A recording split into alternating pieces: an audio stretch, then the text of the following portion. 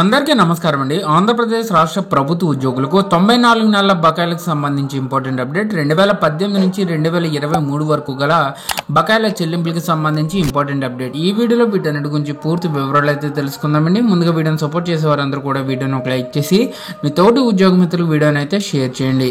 ఛానల్ని first time కనుక visit చేసినట్లయితే తప్పనిసరిగా సబ్స్క్రైబ్ చేసుకుని పక్కన ఉండే బెల్ సింబల్ని యాక్టివేట్ చేసుకోండి. ఇప్పుడు డీటెయిల్స్లోకి అయితే వెళ్ళిపోదాం.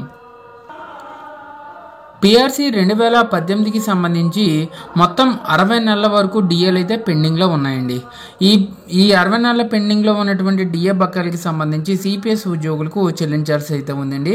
సో దానికి సంబంధించి జీవో నెంబర్లు కూడా రిలీజ్ చేయడం జరిగింది. జీవో నెంబర్ 1451 ప్రకారంగా డిఏలు మొత్తం 2018 పిఆర్సీకి సంబంధించి 2018 జూలై నుంచి కూడా చెల్లించాల్సి అయితే ఉంది. 2018 జూలై నుంచి 2019 ఏప్రిల్ వరకు కూడా 10 నెలల డిఏ బకాయిలు ఫస్ట్ ఇన్స్టాల్మెంట్ కింద చెల్లించాల్సి అయితే ఉంది.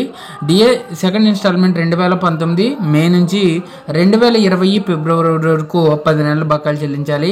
ఇకపోతే డిఏ థర్డ్ ఇన్స్టాల్మెంట్కి సంబంధించి 2020 మార్చి నుంచి 2020 డిసెంబర్ వరకు 10 నెలల బకాయిలు అయితే చెల్లించాల్సి అయితే ఉంది.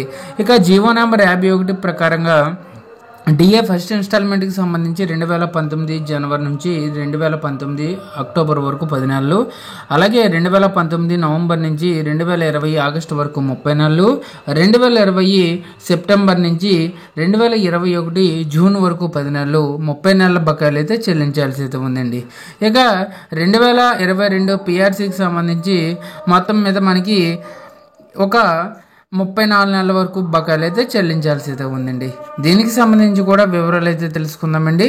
సో ఇక్కడ ఈ బకాయిలు చూసినట్లయితే డిఏ ఫస్ట్ ఇన్స్టాల్మెంట్కి సంబంధించి 2022 జనవరి నుంచి 2022 జూన్ వరకు, అలాగే 2022 జూలై నుంచి 2022 డిసెంబర్ వరకు, ఇకపోతే 2023 జనవరి నుంచి 2023 జూన్ వరకు మొత్తం మీద 18 నెలల బకాయిలు అయితే చెల్లించాల్సి అయితే ఉందండి.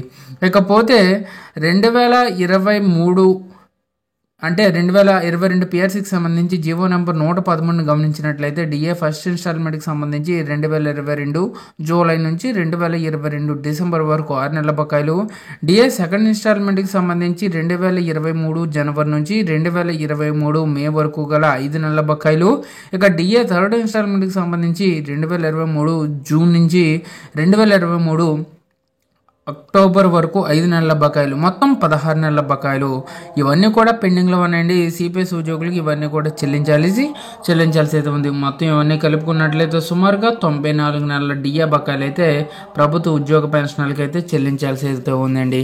సో దసరా కానుకగా ప్రభుత్వ ఉద్యోగులకి సంబంధించి 2024లో రావాల్సిన జనవరి జూలై డిఏ బకాయిలకి సంబంధించి మధ్యంతర వృత్తి పిఆర్సీ డిఆర్ బకాయిలకి సంబంధించి ఇవన్నీ కూడా చర్యలు తీసుకోవాలని చెప్పేసి ప్రభుత్వ ఉద్యోగులు భావిస్తున్నారు.